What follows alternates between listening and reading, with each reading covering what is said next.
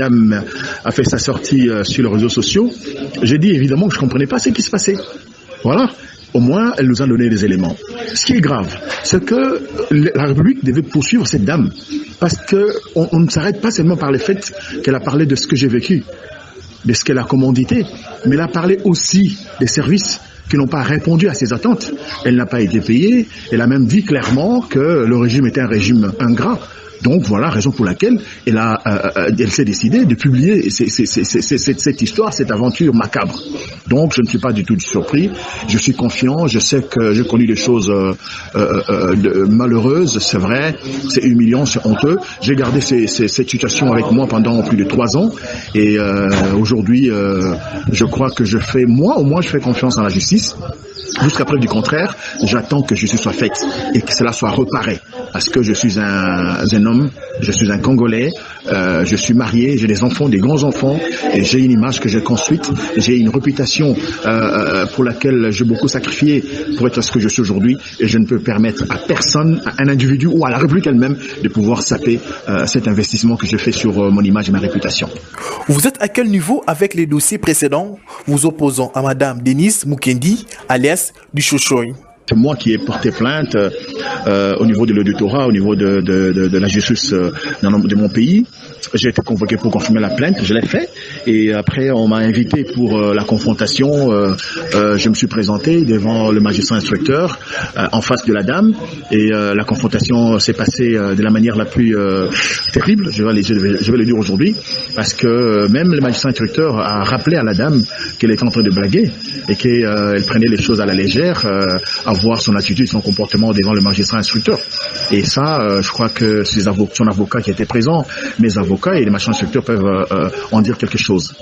Mais ce qui est grave, parce que le magistrat instructeur me pose la question de savoir si j'avais des preuves, parce que évidemment, en ce qui concerne les viols, il faut que j'ai des preuves. J'ai dit bien sûr, les preuves je les ai, et j'ai demandé en insistant plusieurs fois, à plusieurs reprises, devant la dame, son avocat et mes avocats, au magistrat instructeur de pouvoir me donner une réquisition d'un médecin de son choix pour que je puisse être examiné afin de pouvoir ressortir peut-être des éléments de preuves qui pourront aider évidemment la justice de conclure que j'ai connu cette situation dans les locaux de l'ANER. Par propagation de faux bruits, on pourrait conclure que vous manquez des preuves à présenter à la justice? Qu'ils le veulent ou pas, j'ai des preuves. J'ai passé 3 mois en prison où je n'arrivais pas à faire facilement la selle. J'ai fait des examens.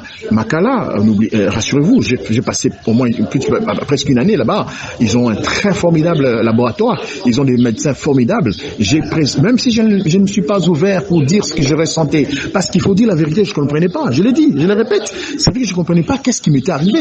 Mais je commençais à suspecter. Mais je disais, mais comment je me retrouve aujourd'hui sans ma petite pilote? Alors on a commencé à faire des examens. J'ai amené la selle au laboratoire du centre hospitalier de Makala.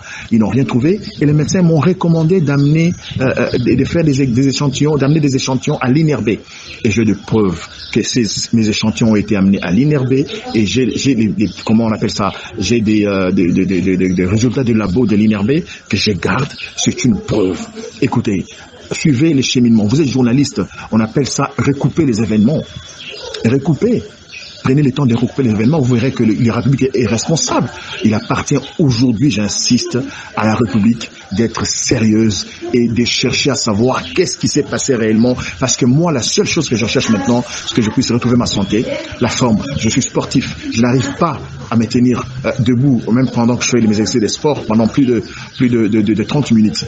Quand j'étais en prison, à chaque fois, j'étais dans la salle de kinésithérapie pour pouvoir retrouver la forme. À chaque fois, j'étais dans les hôpitaux pour chercher à savoir qu'est-ce qui se passait. Après la prison, je suis allé au centre parce que quelqu'un m'a conseillé de pouvoir consulter la médecine chinoise. J'étais au centre chinois qui se trouve à côté de l'hôtel Funa, à l'immédiat première rue, où on m'a fait des examens. Ils m'ont dit, bon, écoutez, le médecin m'a dit peut-être que c'est un problème de prostate. Je suis passé par l'échographie. On m'a dit que c'était pas la prostate, je n'avais pas ce problème-là. Et j'ai des personnes qui m'ont aidé à suivre les traitements traditionnels où j'avais des produits que je purgeais.